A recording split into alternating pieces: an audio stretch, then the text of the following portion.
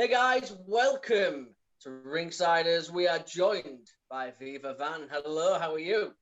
Hello, I'm doing good, thank you. How are you doing? We are awesome, as awesome as we can be in this trying time. But it's awesome to have you on. We're going to start with the dog. Tell us what the dog's called. This is Dread here. She's my baby girl. She's about 10 years old. Actually, 11. Oh, she looks younger. I forgot your age. She looks like a puppy. She acts like a puppy, but she's I bet she does. dog. She is a senior dog. Yeah, well, I said I pre-warned you before we started recording. There is a cat lurking around somewhere, so you may see the cat at some point. You never know. She's asleep at the moment, so let's try and keep it that way. So we'll be all right. We'll see. But yeah, I mean, how are you? Obviously, with the world it is at the minute, how are you in general at the moment, I guess? I'm doing all right, just trying to survive during this time. It's definitely, there's some hard days where, I wish things were back to normal. I want to be wrestling, I want to be traveling, but the only thing that we can do right now is, just be safe and wait it out. Pretty much. I mean, you said that. I mean, are you getting a chance to still work or at least get in the ring and take bumps and keep the ring rust off? Yeah, I'm still training, so I'm very thankful for that I have a few locations that I can go to just make sure, that I stay in ring shape and, to not get rusty. Yeah, that must make a big difference. We've spoken to people who haven't been in the ring for over a year at this point, and they're absolutely craving to get back in and take bumps. Like a few people have said that they'd never think they'd miss taking the bumps, but now they can't take any. They just really want to take a suplex or take a back bump, Oh yeah, no, I took a few months off from training, and then when I got back in to take bumps again, it's like your body has to relearn everything all over again. It hurts, Yeah, I have to like build that callus again.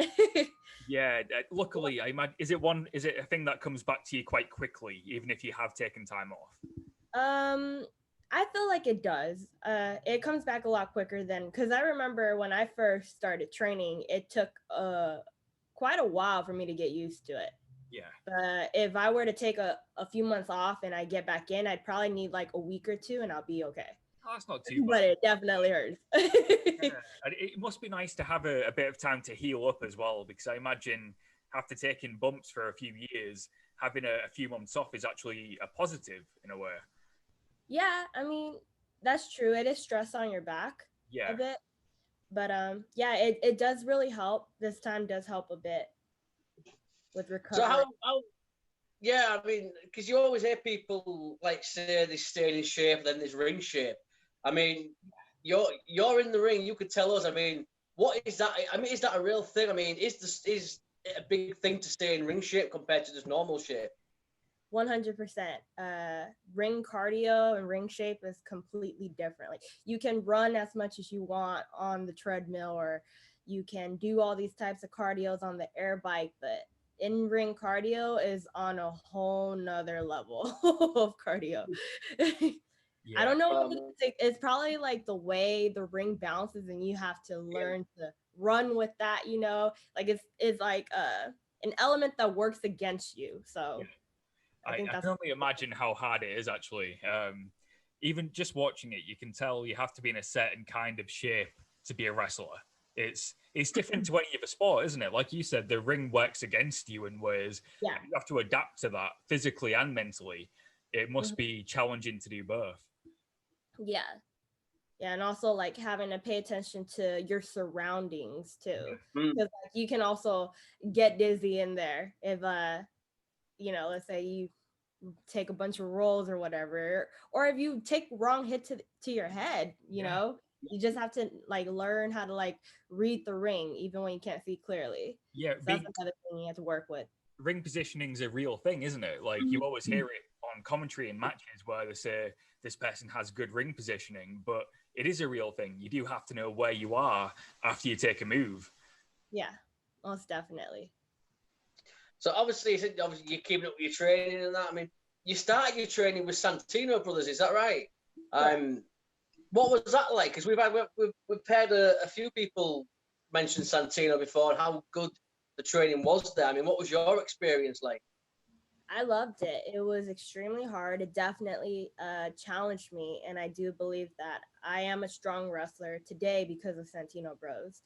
And their curriculum is great. I feel like that's a good school to start with, and they teach you a lot of things, and they teach you they pretty much teach you how to prepare yourself once you start going out and working indie shows and stuff like that. So I love it there.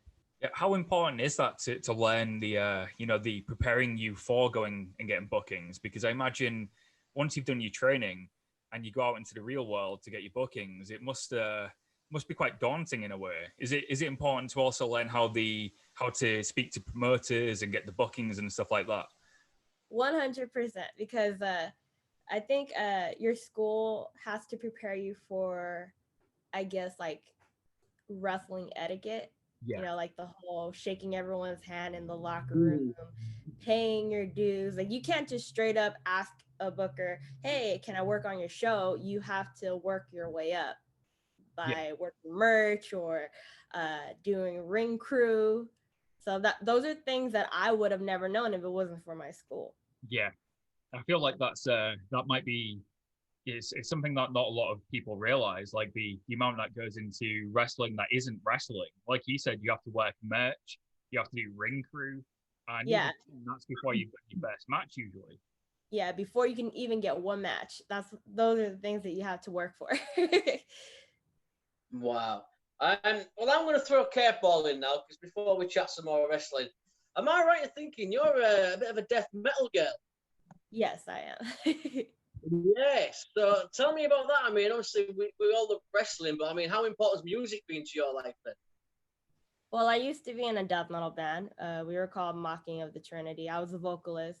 I love music and I love death metal. Death metal is just something I like. I know most people are like, what the hell is that? You know, I don't know how to explain it. I just like it. It's my thing, my jam. Yeah, I mean, a great name for a band, by the way. That's awesome. Thank you. But yeah, we was when we do our research, we look as deep as we can online and see what we can find. And it said a death metal vocalist, and I was like, that's awesome. Like, yes. So, do you feel like being a vocalist for a band actually helped you with wrestling in any kind of way? Like, did it help with the performing in front of people, for example? 100%. It definitely helped me with stage presence, and that's really important in wrestling, because when you step out in front of or step through the curtains, you have to perform. It's a performance. It's a show.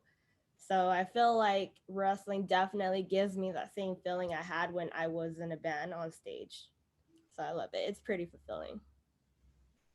Can I find this band anywhere still? I mean, can I go on YouTube and find this? Yeah, you just type in Mocking of the Trinity and you'll find like a few things of my band's work and then a bunch of paranormal stuff. But it's there. Is that from you as well then? Are you a fan of the paranormal? I'm sorry, what? Are you a fan of the paranormal? Is that your stuff? Yeah. Yes, I am. That's how I got the name. Awesome. Because the reason I ask is because me and Jamie actually do a second YouTube channel, which is about the occult and the paranormal and stuff. So we're big into it. Like, I definitely need to check that out, because I'm on that all the time on YouTube. Yeah, I mean, it'd be good to get you on there sometime, talk the paranormal. That would be so cool. I would love to. I mean, I'm a huge skeptic. Like, I don't really believe much, whereas Jamie is the complete opposite. So it's like we've got a good mix of like skepticism and believing stuff. So I like that. So there's a contrast right there. Yeah. I mean, I like everything. Like obviously, paranormal, UFOs, all that kind of stuff. I have this fascination with Bigfoot as well. I'm fascinated by Bigfoot. I don't know why. But yeah, and true story. We originally were going to do the occult podcast with Vampiro. Yeah. He was going to be the third man, but obviously he's got things on. He's got his documentary came out, and he's got his own show now.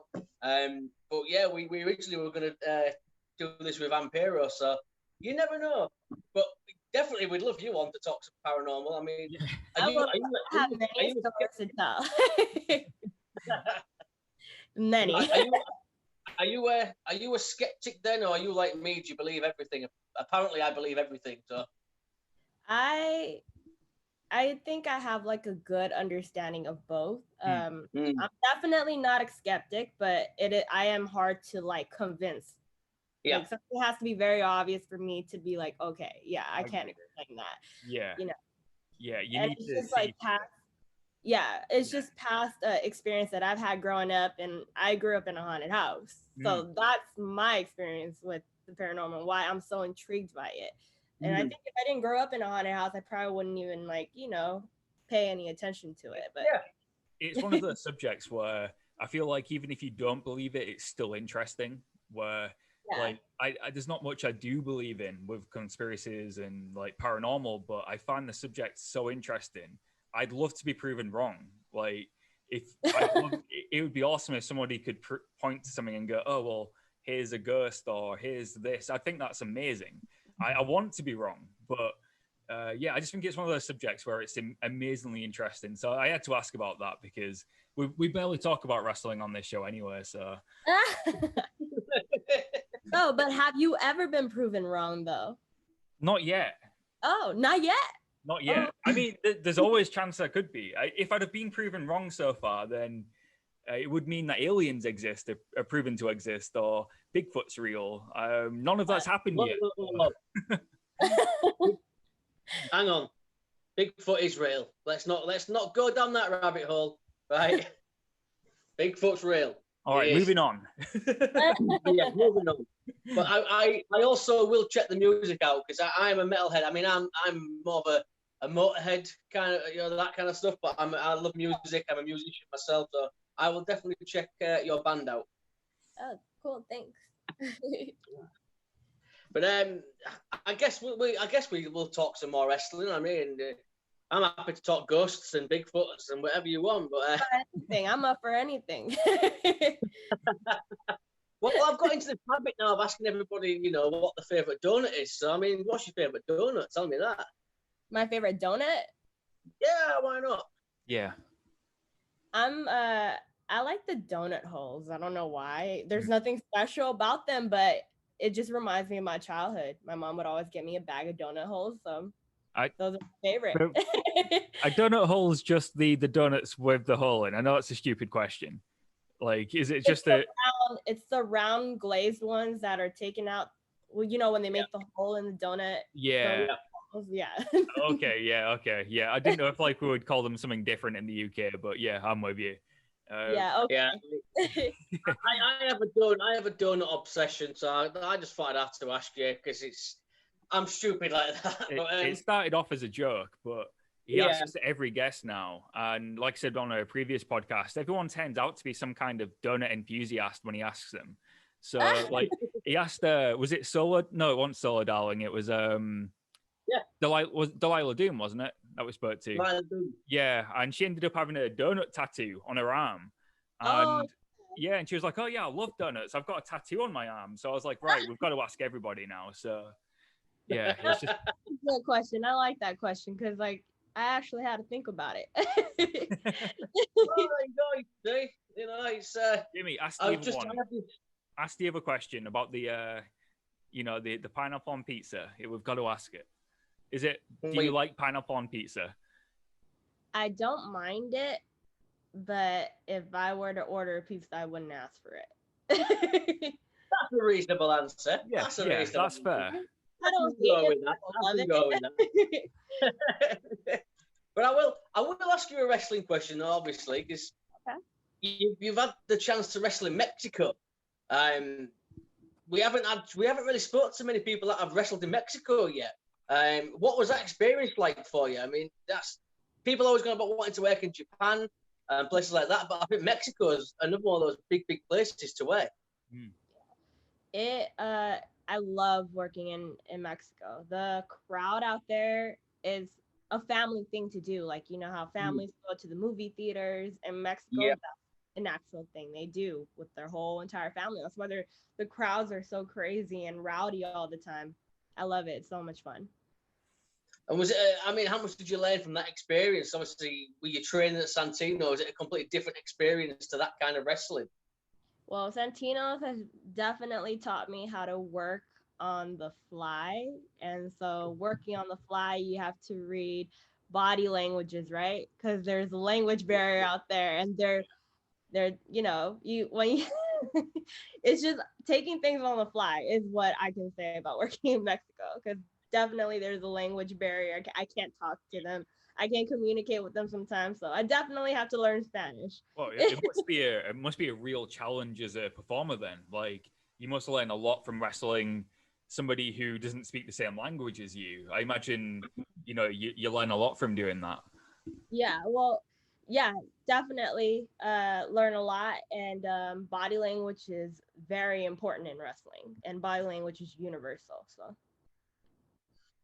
Very, very true. And I know we mentioned Mexico, I mean, but are places like Japan on your radar and coming over to the UK at some point as well?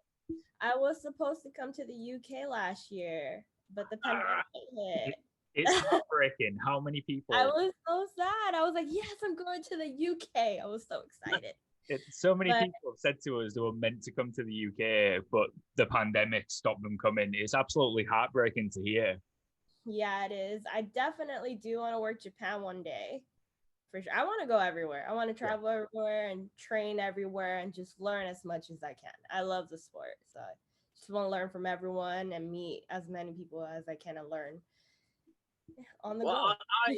I'm sure you'll get over to the UK when I'm very positive the world's going to open up again soon. I'm trying to be positive, and I know for a fact. Right now, are you guys still in lockdown or?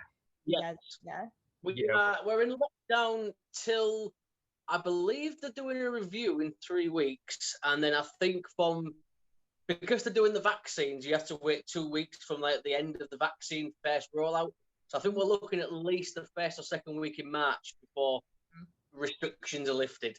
So yeah, at the minute it's go home and stay home. Yeah. All restrictions over here in LA are lifted, but it should not be lifted. Really? I didn't know they were lifted yet. Yeah, That's crazy. It was just recent. A lot of restrictions are lifted, but I don't think it should be lifted yet with the amount of cases that we have, and you know, the numbers haven't gone down enough for me to feel safe to go out yet. Yeah, I feel like it's one of those where you have to take your own judgment of it, really. Like if the government opens up certain states, if you still don't feel comfortable, then you know that's your own call to stay at home, isn't it, and look after yourself. Because I feel like that's what I'd be doing even if we weren't locked down. I think I'd still be staying at home. I don't trust other people. That's the problem. Yeah, I'm still living life like if I'm in lockdown. Yeah, the best thing to do. Me too. Yeah, that's it. It's it's like the numbers are coming down here in the UK. Like every region in the UK, the vaccine rollout is working. The numbers are coming down, but I'm the same. I work at the hospital. I've had the vaccine, but I'm still acting and treating it like I've got COVID. Yeah. You know, it's still not safe, so it's still acting the same. Absolutely. But yeah, I'm still with you. If you don't feel comfortable, then follow those rules. Keep that mask on. Follow those rules. You know, it's a crazy world. It's a crazy world. But who just out of curiosity, who was you going to work for when you come to the UK? It was for BEW. Oh, in London. Yeah, seen one of their shows before in Tooting, I think it was. Yeah, good promotion. They've got a really strong women's division there in BEW. Yeah, really good. I'm so excited. Hopefully you get to come over still, like when you can. That would be great if you could still go to BEW. Yeah, I would definitely love that. Yeah, we've not had a show since the start of March. We've had no wrestling at all. A whole year. Yeah, nearly a whole year. So we've just been watching as much of the US indies that we can, because as long as it's a show that's done safely, that's awesome. Mm-hmm. Like a lot of promotions are still putting on shows and being responsible about it, which is good. But that's all we've been able to watch recently, really. So we've been watching as much American wrestling as we can. And it's like your indie scene in America has been absolutely killing it, regardless of the pandemic. I feel like this is one of the best, it is in 2020 and this year, one of the best years for independent wrestling in America in like the last decade. It seems like so many companies have really risen up and really taken it as a challenge. What do you think of it at the moment? Is it been important for you that the independents have kept going? Well, from my perspective, it has stopped for me. Yeah. The promotions that I've worked for before the pandemic, they've all like taken precautions to just put everything at a halt. So I haven't been lucky enough to work as much. I know there are still a lot of shows that are still running safely, but I think those are shows that I've never worked on before, or or haven't worked on yet. But I do see what you're talking about, and I didn't see it until you pointed it out. Like, to me, I thought it was the same everywhere else. I thought you guys might still be having shows over there as well. No, but I do feel like a lot of the shows that are happening right now are in the East Coast, which is away from me. Yeah. So that's it's literally nothing since March time for us. NXT UK obviously has come back, but obviously there's no fans in attendance, so we haven't been able to go to a show for getting close to a year now. Like Callum said, the US Indies have been a godsend for us because we've just I'm sure one thing I'm sure of is when wrestling does come back, I'm sure you're going to pick up from where you left off and do great anyway. But when we was doing our research, I mean, you were on a bit of a roll anyway. Like, it seems like you were doing great things, and you've wrestled some incredible names. Like, somebody who's making a big splash right now is Thunder Rosa, and you've been in the ring with Thunder Rosa. He's like making a huge impact in AEW. What was that like for you? And I'm guessing it's something you'd want to mix up again in the future with her. Yeah, I would love to work Thunder again. My first time with her, we didn't really have a long match, but hopefully the next one we'll get to even it out. You never know; it might be in the NWA or AEW, so that'd be pretty cool, right? Let's hope. Are they obviously, are they goals? I mean, is there a certain company you want to end up at, or are you just happy with the independents at the moment? Well, my ultimate goal would either be WWE or AEW, but I used to just say WWE because they are the main reason why I even started watching wrestling. Yeah. So I felt like that is an ultimate goal, But now I feel like now that I've been working a lot more, I just feel like wherever the opportunity takes me, I just want to travel out there and work. Yeah, that's awesome. Yeah. Like, especially right now when there's not much wrestling going on and nobody can travel. I imagine when you can travel and work places, it's gonna be amazing. It's gonna be like your first day wrestling again. So I feel like a lot of wrestlers will just want to work wherever they can and do as much as possible. Yeah. And there are also like schools that are showcasing their students too, even though it's not like other indie shows that are during before the pandemic, but like schools like Knox Pro, they're showcasing students and giving students a platform every week, and their production is pretty great. It's awesome, actually. Yeah, so, for a training school. For a training school. And I think I love that about their school. So, and Santino Bros, we were doing that too, but unfortunately we lost the location during the pandemic. But before that, we were doing something called Up All Night, where we were showcasing students as well. And I think more schools are starting to do that, like Level Up in San Diego, California. They're going to start doing something like that too. So I think everyone is starting to adjust to the pandemic and just showcasing their students or giving other wrestlers just a platform to work at. Because not all of us get to travel right now. So, well, before we start to wrap it up, I know Callum mentioned Thunder Rosa. But another person who I think is very underrated, you got to be in the room with Jessica Havoc. What was that like working with Jessica? Oh, I loved it. I loved every second of it. I love being tossed around by her. It was a lot of fun working with someone like her. Definitely a challenge for me because, size difference. Yeah. I had to figure out how I can work with someone bigger or taller than me to make it make sense and stuff. And I got to learn TV. Yeah. That must be a really important skill to know as well. You can wrestle on a ton of independents, but getting that TV experience is vital, I imagine, especially if you want to get to AEW or WWE, for example. Going through the door with that experience must be really good. Yeah, definitely have to thank CWF Hollywood for that, because if it wasn't for them giving me an opportunity to work there and learn TV there, my match at Impact probably would have been completely different. Yeah. They do great stuff, don't they? Their production at Championship Wrestling from Hollywood is awesome. I don't feel like they get enough credit for how much effort goes into that product.